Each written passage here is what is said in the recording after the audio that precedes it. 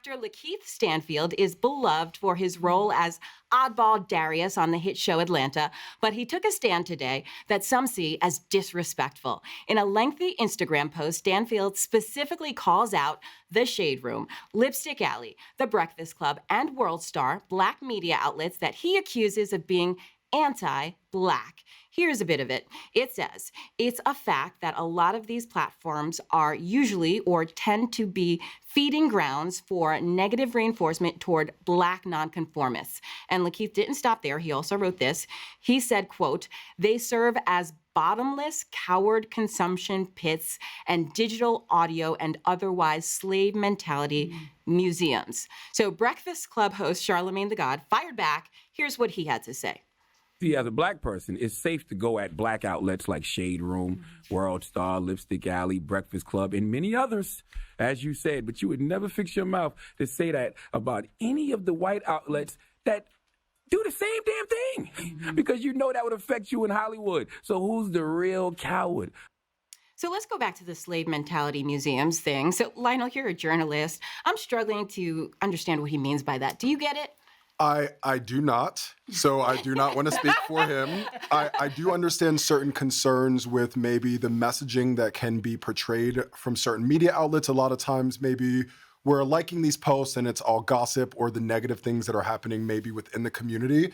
But I don't necessarily know what he meant by the slave mentality. And I do agree with Charlamagne that you have to hold everyone accountable. Oh, yeah. It is racist from the bottom to the top. It is something that our country has been working on. We need more representation in media from every color, every skin tone, and we know that that is not the case. And so for you to go after these outlets, which maybe you could consider the quality of their news maybe not to your liking, but they are still covering black culture and black events, you need to go after the other ones as well. And I think Charlamagne brought up a good point. Yes. Right. The slave mentality part I didn't get. I do sometimes feel that there's a lot of gossip that we are continuing to, highlight. And I don't think that maybe everyone needs to know who everyone's new boyfriend and girlfriend is every day, but they're still creating a space to cover our culture. And I don't think that you can completely come after them without going after everyone else. I feel like when it comes to those outlets as well, like Lipstick Alley or Shade Room, what we see here is this is not new. We've been seeing it with ET. We've been seeing it with E! So there's gossip columns across the board. So it's just mainstream media as well. Mainstream media. We love it. Look at what they did to Britney Spears and Mariah Carey when they were having mental breakdowns on television. They were out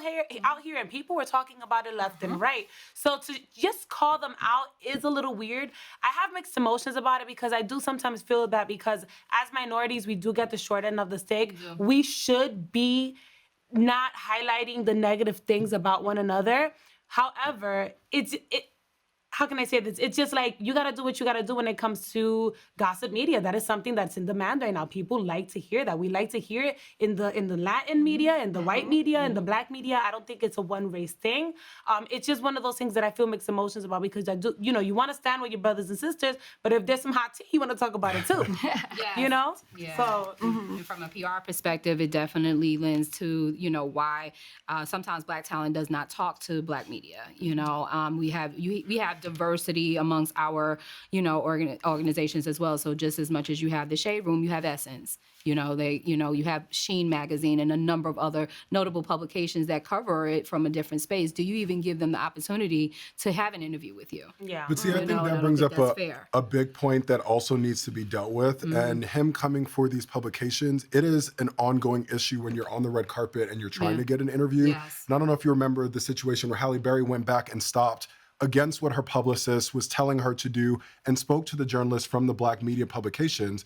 We cannot expect them to have all of these great interviews and this content that we want, but then when we're getting the shine and we're getting all of our accolades, we're gonna turn our back to the black journalists who are here trying to promote your positive story. They can easily get the tea and the gossip without any words from your mouth to cover on the Shade Room every day. But are you gonna stop and talk to them about that new project or give them that little bit of information so they can elevate you or elevate their platform? And I think that's something that also needs to be called out because there are so many times where I've been on the red carpet with a white publication or a predominantly black publication, and people will walk past you because they don't think that you're important enough until they need you one day. Exactly. Yes, and then like you also have to deal with the fact that again, I can only report what you give me. Yes. Right, so Yes. there's a content conversation, right? So if you, to his point, if you're on the carpet and I'm able to get really good sound bites from you, you know that I can build a bigger, more positive story about, because the Shade Room actually does feature positive stories.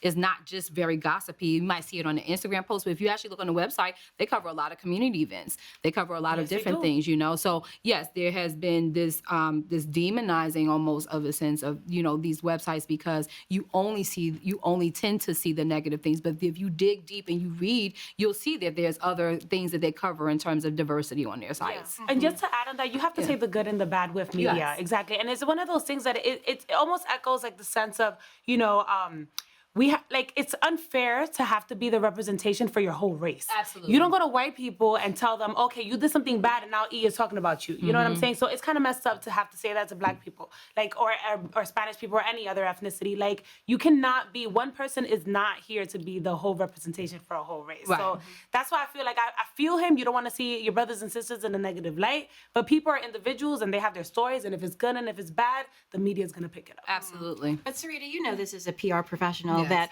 sometimes publicists want to be very efficient. So they want to take their clients to the outlets that have the most distribution and will reach the most people. And sometimes that's not black media. I don't agree. I think that black media keeps you relevant when white media stops talking about you, right? So you might have a really great placement in Harper's Bazaar or Vogue magazine. That's one story, but I know Essence is going to continue to post everything I send them about you.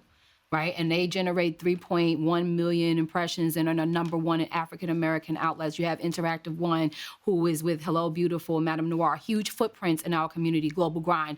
You know, I can go on and on and on. You know, Shade Room generates millions of impressions. People pay thousands of dollars to advertise on these places. You know, so the same way that the talk should be looked at is the same way, the same respect I give to Sister Circle Live, who has 59 million impressions daily in African-American based markets. And when you have to go and promote a movie or a TV show or a record, guess who's buying your project more often than not? Because we are the ones with the buying power.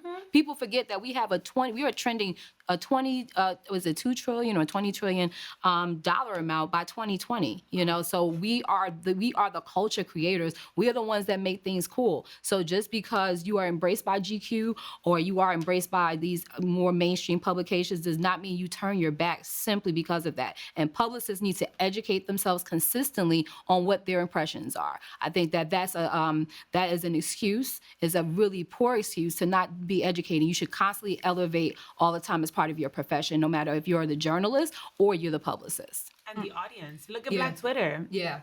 Right. Just like everything that trends. Exactly. Black Twitter is a thing. The fact that there's a Black Twitter is a thing. You know what I'm saying? Right. Look at the Popeye's chicken sandwich. Right. That was all Twitter. Negative and positive, right? And so that, just like with that situation, like people like, oh, you know, we should be spending our time. It's a sandwich. Like, let me just live my life. You know, unfortunately. You know, negative things happen all the time, but it's food. Like, you know, like you're making a big deal about this and like, oh, you need to be focused more on your cultural thing. Well, I could be woke and still eat. Exactly. Right. Right. You need to eat so you can have the energy to be woke. Well, there should definitely be some dialogue to heal the rift that seems to be developing, because if black newsmakers shun black media and vice versa, that puts us in a very sad predicament.